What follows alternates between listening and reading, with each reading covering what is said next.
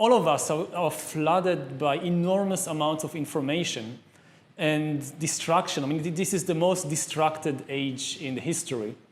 I think the most important thing to know about living in the 21st century is that humans are now hackable animals. To hack a human being means to understand that human better than he or she understand themselves, which was never possible in history before on a massive scale. I mean, on an individual level, yes. My mother, at least until a certain age, knew me better than I knew myself. And that was good, because her interests were aligned with mine.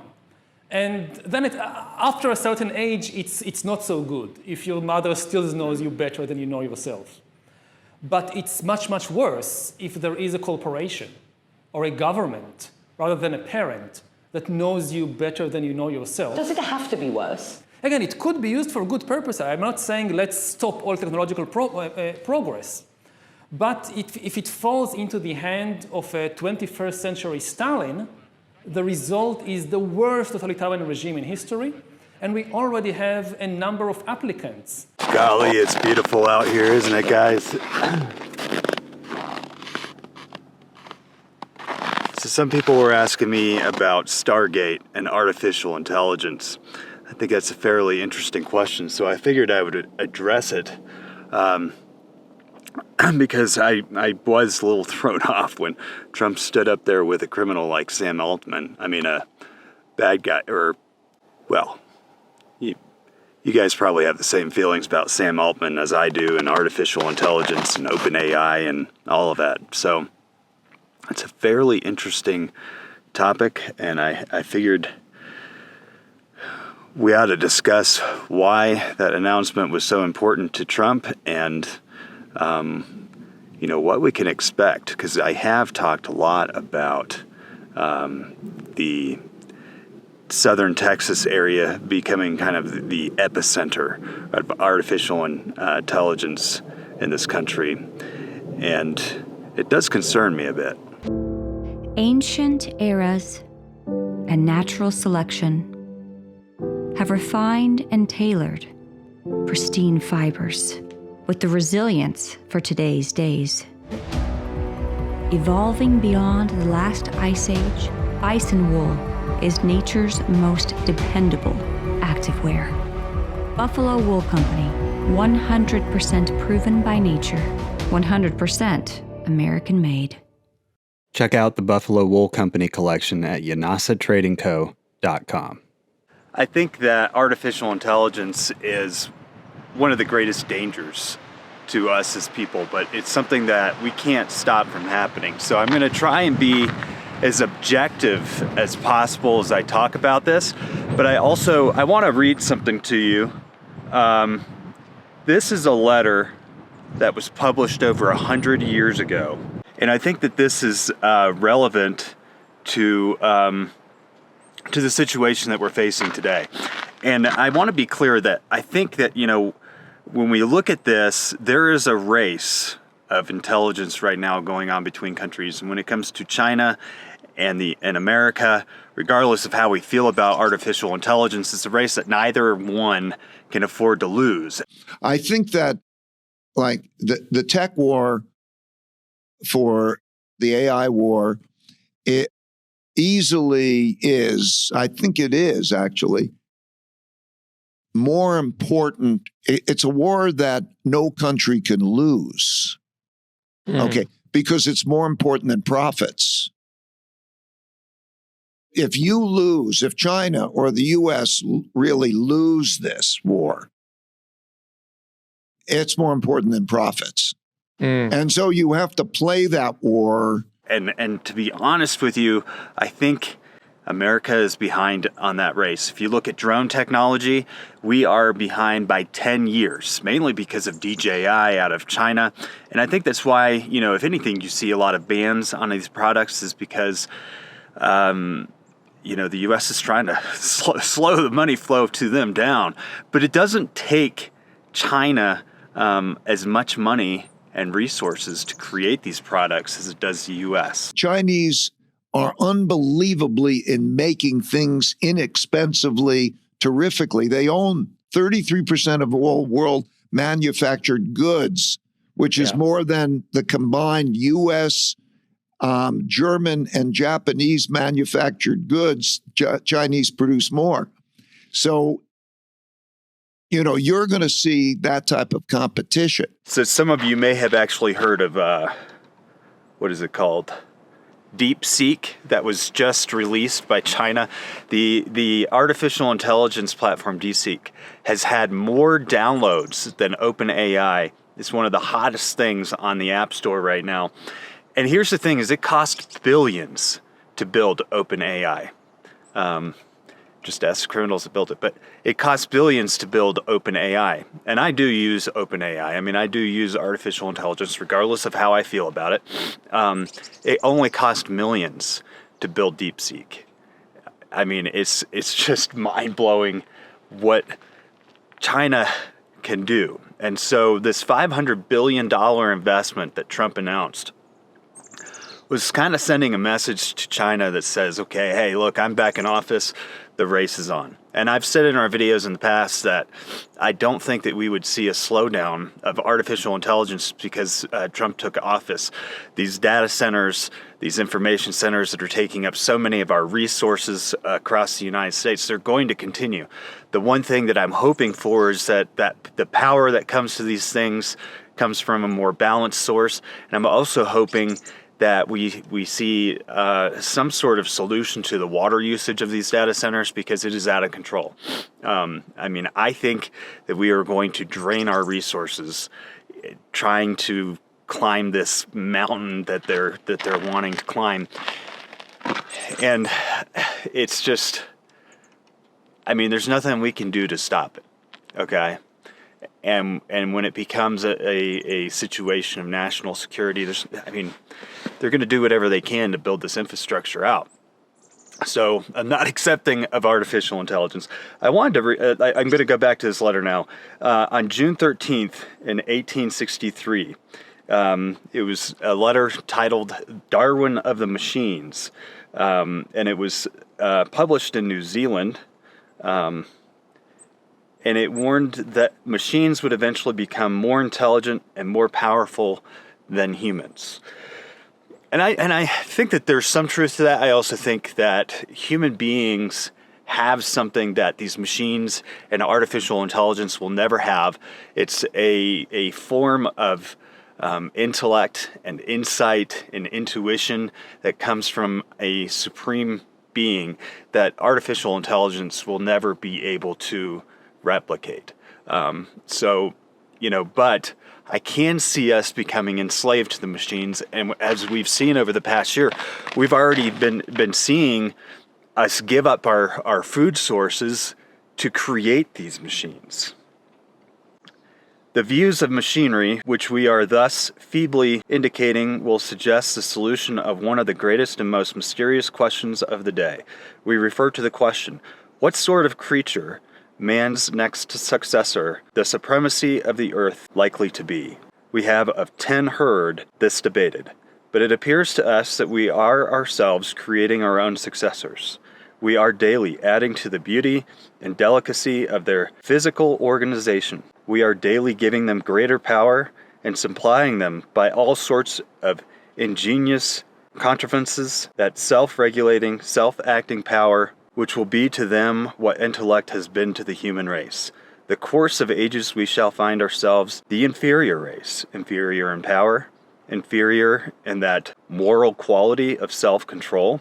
Now, this is something that, when you listen to Klaus Schwab speak on the the current technological revolution, the revolution that everybody's been pushing so much for. He talks about mankind kind of losing humanity in itself as this technological revolution unfolds. And we see it almost every day with our kids, the way they get zoned into programs on TV, the way they're completely distracted by an artificial world.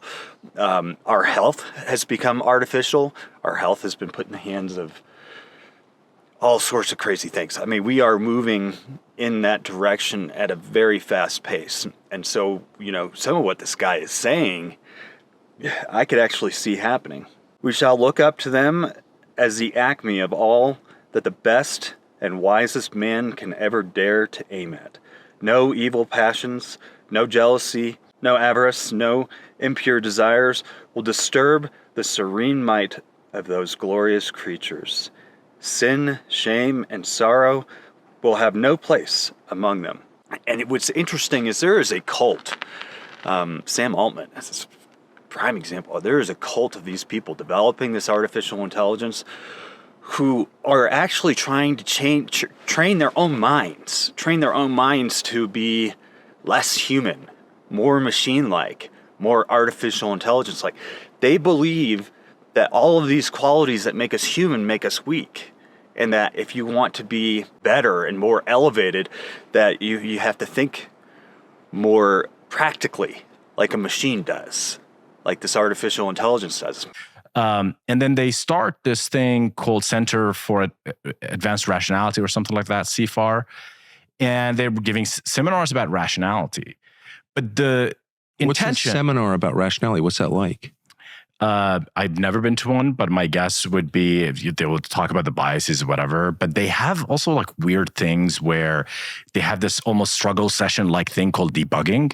A lot of people wrote blog posts about how that was demeaning and it caused psychosis in some people. 2017, that community, there was like collective psychosis. A lot of people were kind of going crazy. And it is all written about it on the internet. Debugging, so that would be like kind of your classic cult technique. Yeah. Where you have to strip yourself bare, like auditing in Scientology or...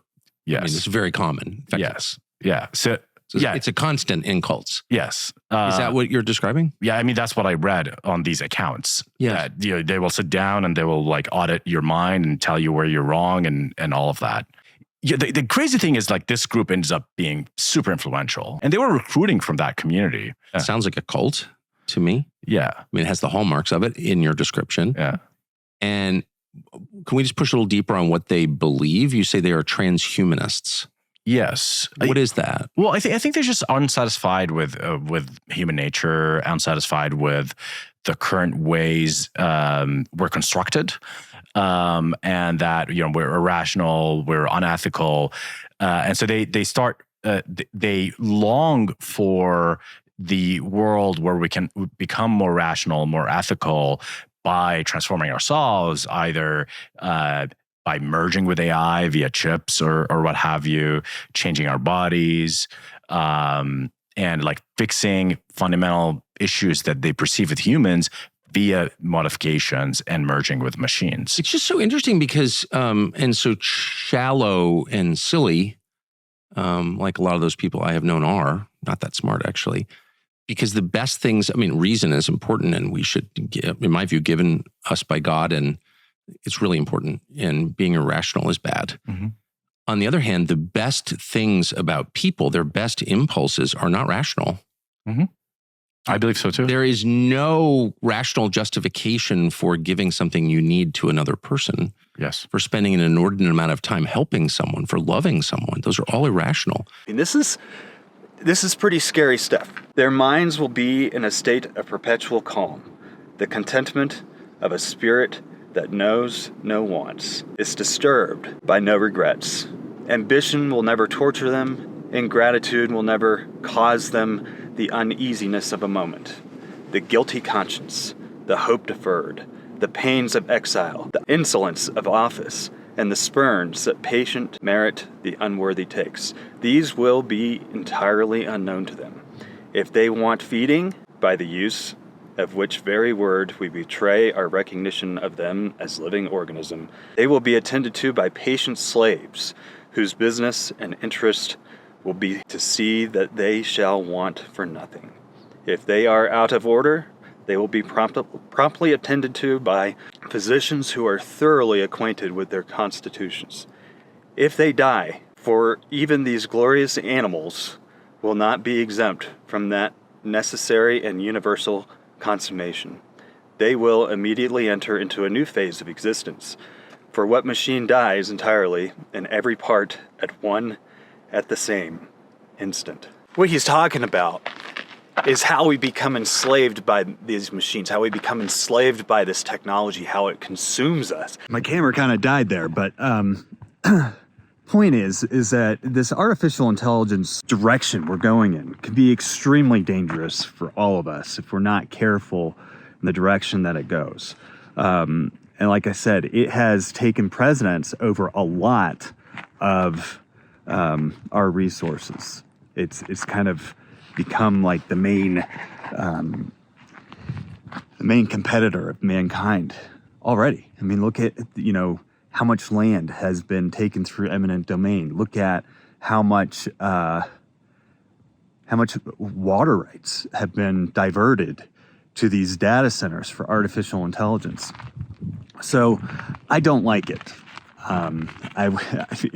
In my opinion, I wish it would just go away, but it's not going to go away. And I think that's where, we face this next battle, this next hurdle that we're all on. How do we manage artificial intelligence? I think there's going to be consequences, and unfortunately, we all live in the day and age when those consequences are going to be real.